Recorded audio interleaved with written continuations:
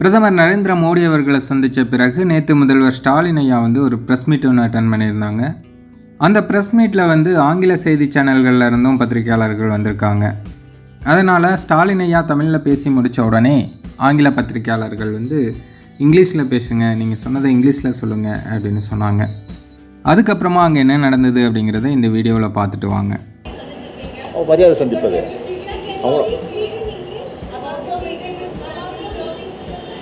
என்ன சொல்கிறேன், என்ன சொல்கிறீங்க? பிஎம் சொல்லிட்டேனே, ஆல்ரெடி டோல்டு. இந்த வீடியோவை பார்த்துருப்பீங்க, இப்போ உங்களுக்கே தெரிஞ்சிருக்கும் அங்கே என்ன நடந்தது அப்படிங்கிறது. ஆனால் நம்ம நெட்டிசன்கள் இருக்காங்க பார்த்தீங்களா, அவங்க எந்த அளவுக்கு தோண்டி ஒரு விஷயத்தை எடுத்துகிட்டு வந்திருக்காங்க பாருங்கள். அதாவது ஸ்டாலின் ஐயா ஆல்ரெடி டோல்டட் அப்படின்னு சொல்லிட்டாராம்.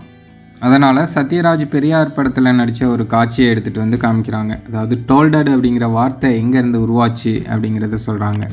ஆல்ரெடி டோல்டுன்னா 2 வார்த்தை வருது.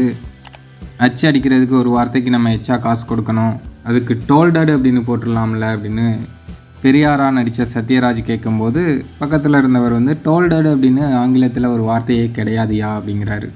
உடனே பெரியாராக நடித்த சத்யராஜ் என்ன சொல்கிறாரு அப்படின்னா, டோல்டட்னு ஆங்கிலத்தில் வார்த்தை இல்லாமல் போகட்டும், நம்ம சொல்ல வர்றது நம்ம சொல்ல போகிறவங்களுக்கு புரிஞ்சால் போதும், ஒரு வார்த்தையோட செலவை மிச்சப்படுத்தலாம், அதனால் நீங்கள் டோல்டட் அப்படின்னே போடுங்க அப்படின்னு சொல்லியிருக்காரு.